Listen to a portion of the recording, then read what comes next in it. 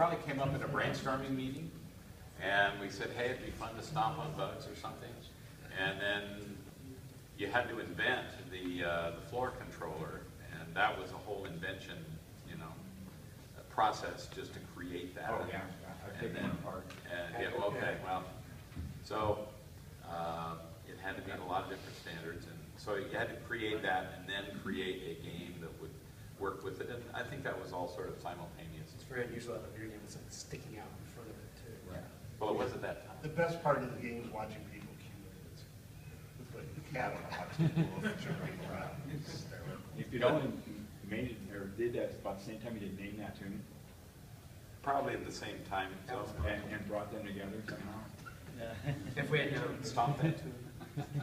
Well, like with DDR, Dance Dance Revolution. Well, see, Dance Dance Revolution came along later. I understand that, Yeah. but you had it.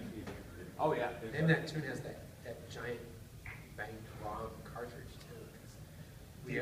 To get all the music to fit in it, we really had to. Oh, yeah, yeah. And that, I mean, I remember programming on that. It was like, and if you didn't switch it at the right time, we had to make sure music didn't cross the cartridge Which boundary. brings up my next question. If you go into Name That Tune, you hit the test switch, it says, we can't test. There's no test diagnostic. Or so.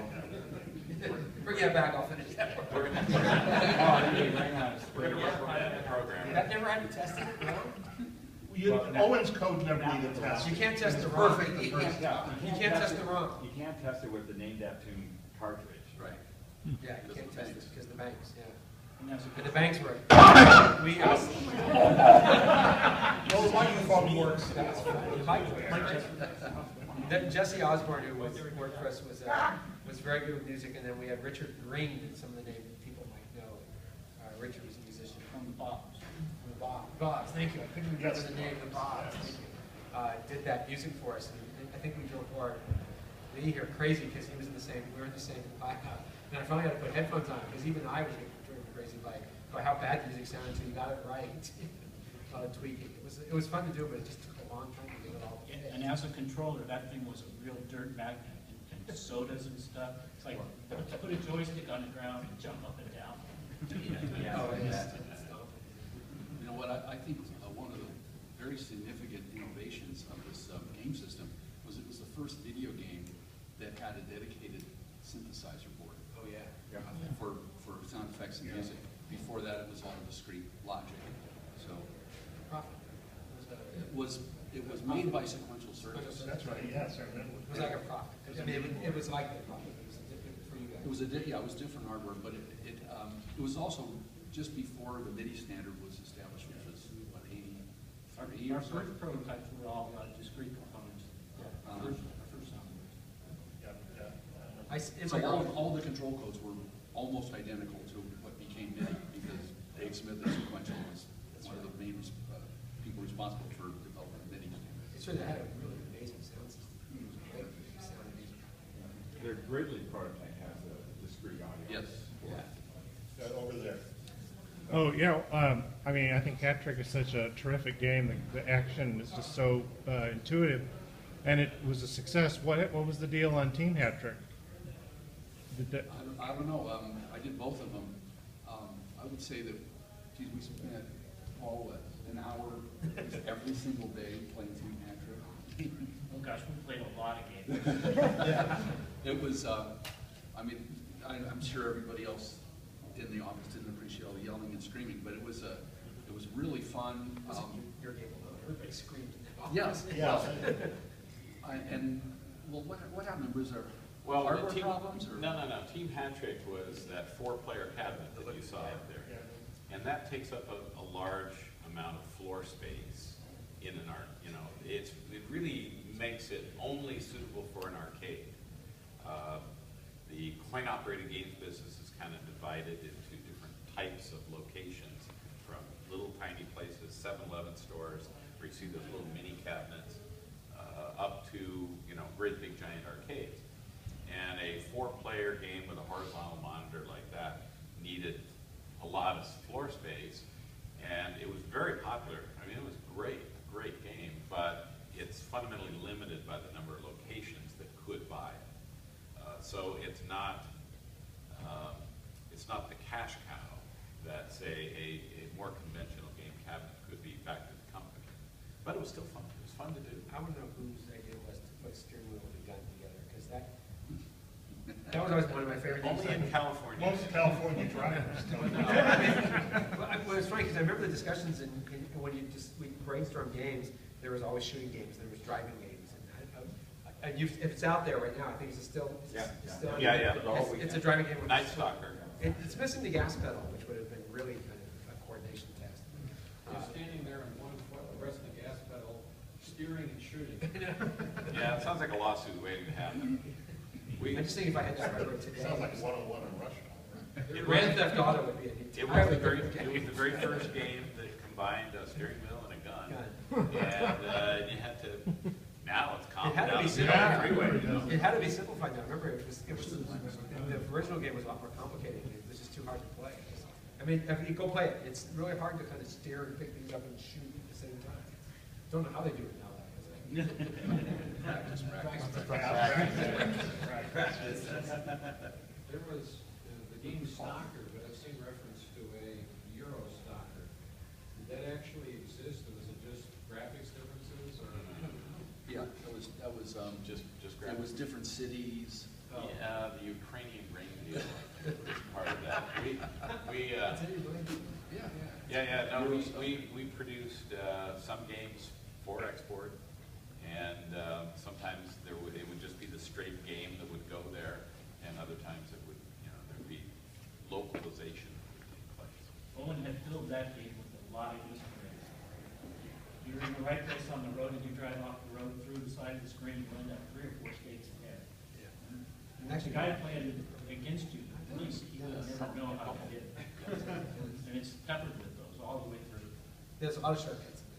I was gonna ask about the shortcuts in Stalker. That was intentional? I mean, because you can finish that game in like between 2 to 3 minutes, the whole thing, if you know them all. I know it on the high score table, you know those people know it. What shortcuts? I don't know what. Yeah. No, on some of your games in the track mode that featured missing children, I was wondering whose idea that was and. Yeah, it was in the rope model thing. What other games did that? Mini golf. Mini golf. Well, I thought there was an FBI screen. my No, I'm not kidding. Yeah, no, that's the. No, that was the NSA, they watched you. FBI. William Sessions. my recollection was There that was. was. Rob? Yeah, we did that in Torrent growing up, too. They had a stupid screen that said, "Hey kids, give us your money, don't take fucking drugs, go give your money to a dealer." Let us be your dealer. That's too funny, okay. That sounds like that was something that was kind of imposed downhill, from corporate. What would it say today? Don't copy video games? Stay away from that. Yeah. Copyright, don't copy this. So there's a mention of a game called Deluxe Mini Golf. So was that like a different version of ROM or? Yeah. That was mini golf without all the bugs. No, I don't. No, I don't. Do you have that cartridge? I have a mini golf and a mini golf two, which I wasn't sure if that's deluxe or if that was, because when I played it, when I looked at it, it looks like it's just 2 different kids. I mean, on the missing kids screen. There's one game I wish you could find. I think one of the last games to go out of there was a game I was working on called Grudge Match. It's on Maine now, so someone found the ROMs. I remember that game going on a field test, and then Valley closed, and it got left at the golf ranch. So I always wondered what happened to it. It just got left there. It was doing. Go check with them, maybe in the back. It was a sprint game with two players. You challenge the other game, and if you won, the other person, you would take a part from their car, and they would take a part from your car. And then it wasn't on all tracks. There was tracks, and you drove through the city streets and parking lots of supermarkets and stuff. And I just remember putting it out there and never bringing it back. Yes. Where do you think the future of gaming is going? Take it away, Owen. I hate to say it, console gaming is doing okay, I guess. But Monkey Drive. But console gaming, at least what I look at today, compared to what it has been, it's the occasional mega hits, and the smaller games don't seem to have the draw anymore. But phones and tablets, I forget how many millions of games there are now. I can't say they're all good, but programming this today, which is what I do, feels very similar to programming arcade games in the past. It's got a very similar kind of feel to programming. Yeah, limited memory, limited screen resolution, limited control, limited sound. When I started, yeah. Rob, you should answer that question. Whining. Where do you think games are going? Games are going where the computers are. Yeah. That's where they've always been. Consoles were kind of an aberration, kids. I don't want to break your heart. But it was an era that came and went because people didn't generally have computers sitting around their wrists like they do now. And now everyone's got a computer in their freaking hand. And they can hardly see any point to buying a dedicated one to playing games. And I think that Sony is going to, and Sony and Microsoft are going to find out in this generation just like Nintendo already did. The other reason this feels similar to that is because our arcade games are always designed, I hate to say 90 seconds, I think is the target game length for a quarter. So I used to call them interstitials. You know, you're walking around a video game, you'll play it, or maybe you'd go for an hour. And this sort of feels the same way. It's games, you know, you're waiting for Bart to show up and play a game, and you're sitting on the Bart taking or you're in someone's car while they're driving. You sort of play it in intervals, and you don't play long, stretched out games. It's very much like a game. No, I didn't think it doesn't sound good. I'm going to argue with you again, Ron. The pad's got a lot of games out there that will take you half an hour, 2 hours to play. Yeah, the pad's a different story, right? Well, I'm going to add one addition to your comment that games are also going to go where the business will allow it to go. Yeah. So they're going to follow the money. The money, you know, trends, if you look at who's making money and who's not making money in the business, you know, the mobile tablet world is generally regarded as the expansion territory to go into. There's a lot of struggle with that because of a freemium business model and all of that kind of thing. But there was a time back in the 80s when the rock stars of the game business, meaning the guys that were doing the most advanced, most exotic, most cool productions were in coin-op. It was all coin-op. Consumer cartridge games were a subset. They were less than a coin-op game. And that's kind of what made coin-op, you know, that gave it its cool cachet at that time. There is the bad side of where games are going. I don't know if you guys have seen what Atari's doing lately. They cut into identity.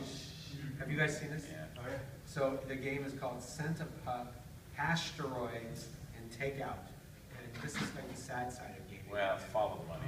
Well, do you think that, like, when the arcade kind of became the soda shop, I mean, will the arcade experience ever come back? Will you ever have? The social aspect. Yeah, like, that's where I went when I was a kid. There'll be different opinions. I would say it's probably not going to go back to what it was. It's kind of like the shopping mall business is collapsing more or less around the country, but there's still a need for people to get together socially. And Well, the occasional words of wisdom from Nolan, I think you said with the Atari being in the, people went to arcades because they could get an entertainment they couldn't get at home. Then consoles, you could get it at home, so he thinks whatever that next thing is will be an entertainment you can't get at home. For what it's worth, I think that you will become the game. I think what's going to happen with the pervasiveness of Wi-Fi, GPS, and wearable technology, we will become the game. When we played the Google, what's it called? Is that where you walk around? Yeah. What's it called? It's not really geocaching. They took the geocaching idea and they made it reality. Yeah, and you have to walk around with your phone and find the spots, and you know, it's sort of a warfare game in reality where you have to walk around and find the places where someone is. I really think that's where game's going, is that you are going to wear the game. You won't even carry a phone. You will simply come with your clothes, the woven-in circuitry, GPS, Wi-Fi, etc. You simply, the game is going to be used. So we're going to have to wrap up in a couple minutes. What are all you guys doing now? Sitting here talking. I'm trying to stay awake. We're old. What do you want? What do you do? Gee, I've got a whole bunch of game projects and a variety of other projects.